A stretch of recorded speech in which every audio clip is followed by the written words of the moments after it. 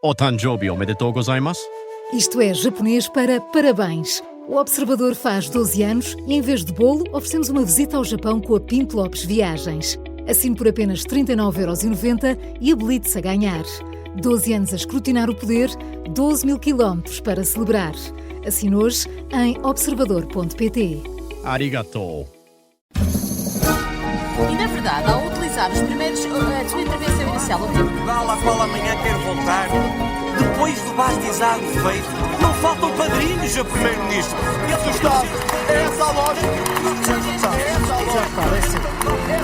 Senhores deputados, O nome de António Costa voltou a semana passada à Assembleia da República por causa da proposta do Chega para criar uma comissão parlamentar de inquérito à Operação Influencer.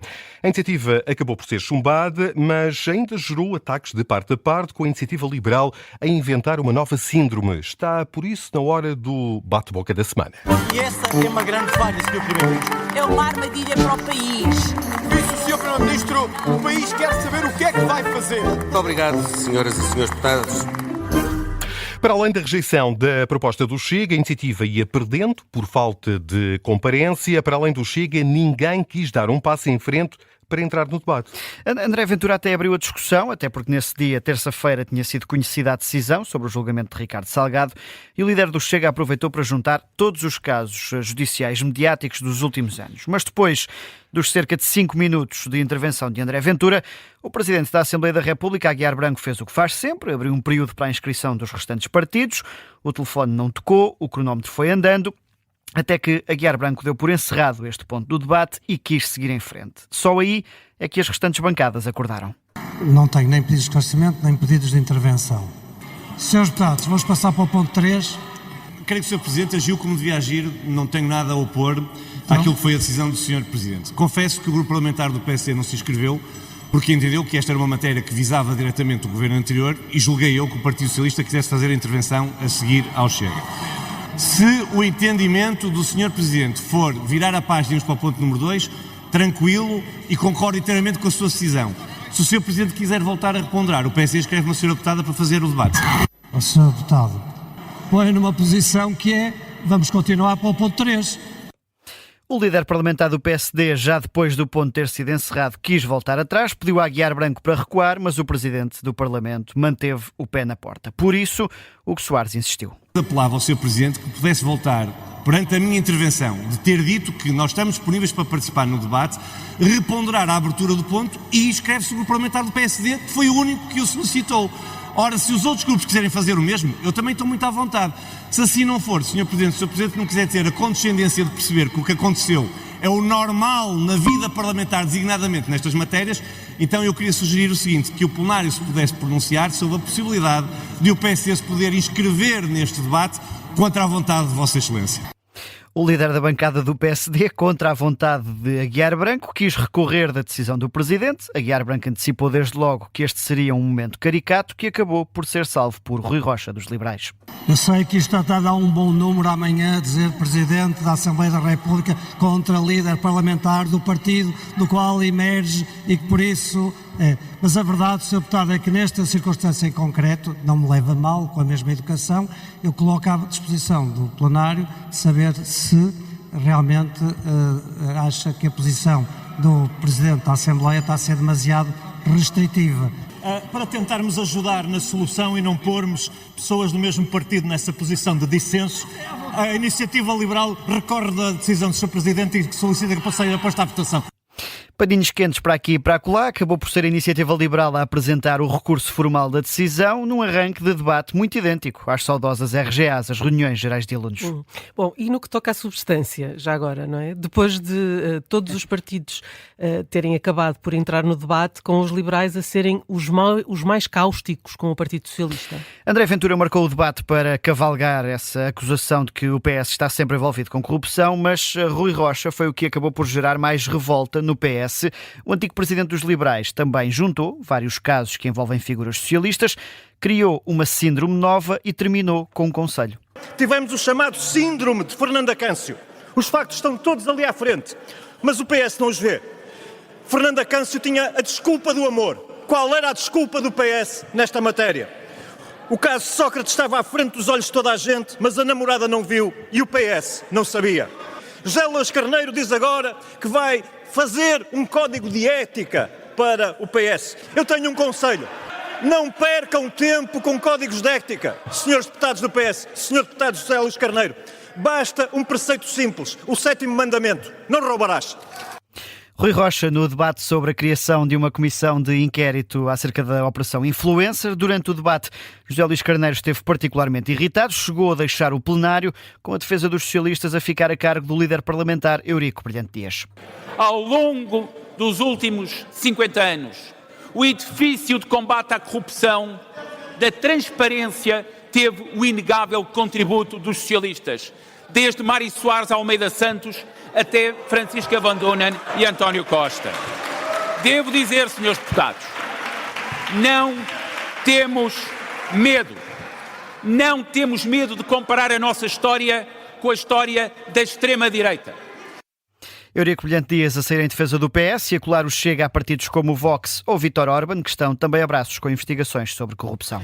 Para além desta comissão de inquérito que acabou rejeitada, também uma outra proposta para um inquérito sobre a utilização da base das lajes acabou por ser chumbada, Miguel. Eram duas as comissões que se discutiam neste debate. A da Operação Influencer foi rejeitada, teve apenas os votos favoráveis do Chega. Já a proposta do PCP e do Bloco de Esquerda para criar um inquérito parlamentar sobre o uso da base das lajes teve os votos contra dos 3 maiores partidos, tendo contado apenas com a Luz Verde do LIVRE e do PAN, para além do PCP e do Bloco, que eram os autores da iniciativa. O PS, apesar de crítico sobre a postura do Governo e a atuação de Paulo Rangel quanto à utilização das lajes, entende que não é ainda o momento para um inquérito parlamentar, mas sim para chamar o Ministro ao Parlamento e colocar as perguntas sobre as quais ainda não tem resposta. Uma tarde de discussão sem resultados práticos, com as duas propostas a serem chumbadas pela maioria dos deputados. Seguimos agora para os destaques da semana. E a abrir esta semana, Miguel, colocas os candidatos ao Tribunal Constitucional. Decorreu a audição dos 4 candidatos a juízes do Palácio Raton. Foram ouvidos em conjunto, porque integram uma lista única, com nomes indicados pelo PSD, o Chega e o PS. Tiveram todos eles uma postura de distanciamento político para evitar polémicas e, sobretudo, o candidato indicado pelo Chega, Luís Brites Lameiras, foi particularmente claro sobre as posições que tem em temas ditos de consciência, a pena de morte, a prisão perpétua, até sobre a lei da nacionalidade, afastando-se em todos eles da doutrina do Chega. Demorou, mas, tendo em conta a normalidade com que a audição decorreu, tudo leva a crer que esta novela pode estar perto do fim. As eleições estão agora marcadas para sexta-feira. A subir os deputados candidatos ao Tribunal Constitucional e a descer.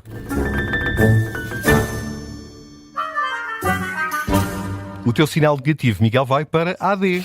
Pela postura que assumiram quanto ao debate sobre a reforma laboral, ao que adiantou o Semanário Expresso, a AD defendeu na Conferência de Líderes Parlamentares que o debate tivesse a grelha de tempos mais curta que está prevista, 37 minutos. A esquerda indignou-se, o debate terá pelo menos a duração de 1h30. Não deixa de ser curioso que, para quem quer vincar a disponibilidade para o diálogo, acabe por preferir ter um debate o mais curto possível na Assembleia da República.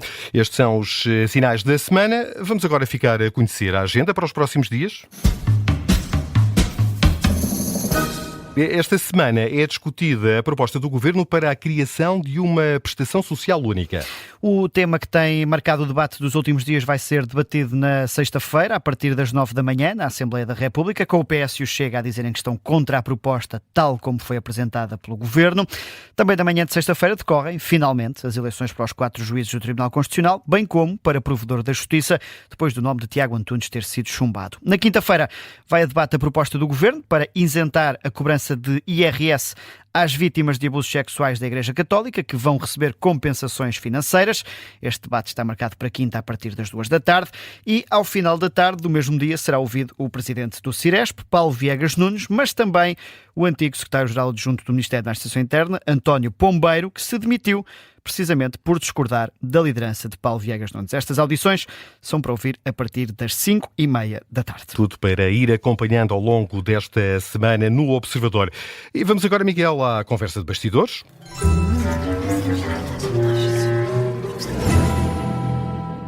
O PSD e o Chega chegaram a acordo para adiar o processo de revisão constitucional, mas o PS diz que a decisão do Presidente da Assembleia da República não respeita a Constituição.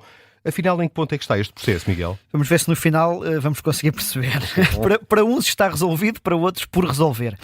Hugo Soares e André Ventura assinaram um requerimento a pedir ao Presidente do Parlamento que o prazo para a entrega dos projetos de revisão constitucional seja adiado até ao final de dezembro deste ano. Ou seja, o objetivo é passar a discussão para o próximo ano, tal como foi garantido pelo Primeiro-Ministro Luís Montenegro. O requerimento foi recebido e aceito por Aguiar Branco, que ainda assim justificou este adiamento com um formalismo. Isto porque, quando o Chega entregou o projeto de revisão constitucional, abriu automaticamente o prazo de 30 dias para que outros partidos pudessem também entregar iniciativas. Só que Aguiar Branco teve dúvidas se podia aceitar ou não o projeto do Chega, por entender que viola a própria Constituição, em particular o artigo que impõe os limites materiais da revisão. Por isso, Aguiar Branco pediu ao auditor jurídico do Parlamento que analisasse a proposta. E enquanto esperava esse parecer, não aceitou formalmente a iniciativa do Chega. Agora, com este pedido do PSD e do Chega, Aguiar Branco justificou o adiamento, muito superior a 30 dias, com o facto de não ter carimbado formalmente o projeto de revisão de André Ventura. Só que o PS tem um entendimento diferente ao considerar que o prazo dos 30 dias começa a contar automaticamente a partir do momento em que o projeto dá entrada no Parlamento. Que argumentos é que os socialistas usam para defender esta posição, Miguel? Ora, o PS entende que assim que a primeira iniciativa de revisão dá entrada nos serviços do Parlamento, o prazo de 30 dias não está dependente do tal carimbo do Presidente da Assembleia da República. Até porque, dizem os socialistas, este prazo de um mês para a entrega de outras iniciativas não é determinado pelo regimento do Parlamento, mas sim pela própria Constituição, que no artigo 285 diz que, apresentado um projeto, quaisquer outros têm que ser também apresentados no prazo de 30 dias. Por isso, diz o PS, a mesa da Assembleia da República não tem poderes para adiar este prazo, por decisão do Presidente ou de qualquer outro elemento. E o PS já adiantou o que é que vai fazer para tentar obrigar Aguiar Branco a recuar? Para já ainda não. O Partido Socialista levou o tema à última Conferência de Líderes. Aguiar Branco entregou aos socialistas uma nota jurídica a justificar esta decisão e este processo de decisão. O PS está a analisar essa nota, mas debaixo de muitas críticas, como as que Isabel Moreira fez esta manhã na Rádio Observador ao dizer que o Presidente da Assembleia da República está a utilizar um expediente digno do Estado Novo. O Presidente do Parlamento entende que, não tendo aceitado formalmente o projeto do Chega e tendo em conta que o requerimento assinado pelos dois partidos diz que vão existir alterações ou melhoramentos ao projeto atual, então arquivou esse processo e aguarda pela iniciativa final do partido de André Ventura, que assim só será entregue no final deste ano. Um caso que seguramente vai continuar a fazer correr, se não muita, pelo menos alguma tinta, e é com este caso que fechamos a edição desta segunda-feira de Passos Perdidos, programa da autoria do Miguel Vitero Dias. Está de regresso na próxima semana. E na verdade, ao utilizar os primeiros preparado a sua intervenção inicial, Portugal, à qual amanhã quer voltar, depois do bastizado feito, não faltam padrinhos a Primeiro-Ministro. É essa a lógica. Senhores deputados.